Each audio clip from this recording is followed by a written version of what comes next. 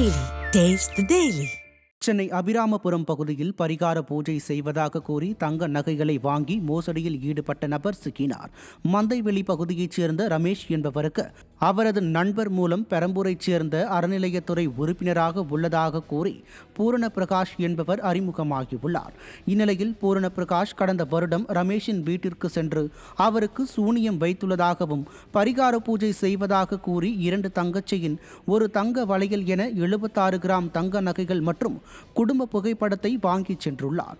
பின்னர் பரிகார பூஜை முடிந்ததும் தங்க நகைகளை ரமேஷ் திரும்ப கேட்டதற்கு பூரண பிரகாஷ் சூனியம் வைத்து விடுவேன் என கூறி கொலை மிரட்டல் விடுத்துள்ளார். இதையடுத்து பூஜை செய்வதாக கூறி நகைகளை பறித்துச் சென்று பூரண பிரகாஷ் பிடிபட்ட நிலையில் அவரிடம் இருந்த 76 கிராம் தங்க நகைகள் சிக்கியது. சென்னை சைதாப்பேட்டை பகுதியில் தங்க நகை கடையில் நகைகளை திருடிய ஊழியர் சிக்கினார். சைதாப்பேட்டை ஜீனிஸ் ரோடு பகுதியில் அபய் சுந்தர் என்பவரது தங்க நகை கடையில் கடந்த 3 வருடங்களாக ராஜஸ்தான் மாநிலத்தைச் சேர்ந்த ரோஹித் என்பவர் பணியில் சேர்ந்து வேலை செய்து வந்துள்ளார். இந்நிலையில் கடந்த 13ஆம் தேதி ரோஹித் காணாமல் போனதால் கடையில் இருந்த தங்க நகைகளை அபய் சுந்தர் சரிபார்த்துள்ளார். இதில் 48 சவரன் தங்க நகைகளை ரோஹித் எடுத்துக்கொண்டு சென்றது தெரிய வந்தது. இதையடுத்து நகைகளை திருடிச் சென்ற ரோஹித் பிடிபட்ட நிலையில் அவரிடமிருந்து சுமார் 42.5 சவரன் தங்க நகைகள் சிக்கியது. திறனற்ற திமுக ஆட்சியில் ஏவல்துறை குற்றவாளிகள் மீது நடவடிக்கை எடுக்காததால் குற்றவாளிகள் அச்சமின்றி குற்ற செயல்களில் ஈடுபடுவதாக பொதுமக்கள் குற்றம் சாட்டியுள்ளனர். கன்னியாகுமரி மாவட்டம் நாகர்கோவில் அருகே சுமார் 39 சவரன் தங்க நகைகளை கொள்ளையடித்த மேற்கு வங்கத்தைச் சேர்ந்த நபர் சிக்கினார்.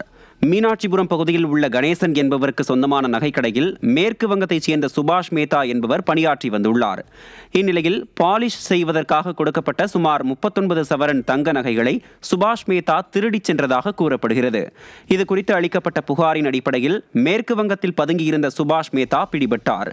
விடியா ஆட்சியின் செயலற்ற தன்மையால் துணிகரத்துடன் கொள்ளை சம்பவங்கள் நடைபெறுவதாக பொதுமக்கள் குற்றம் சாட்டியுள்ளனர். திருப்பத்தூர் மாவட்டம் வாணியம்பாடி அருகே மதுபோதையில் அரசு பேருந்து நடத்துனரை இளைஞர் ஒருவர் தாக்கிய சம்பவம் பரபரப்பை ஏற்படுத்தியுள்ளது.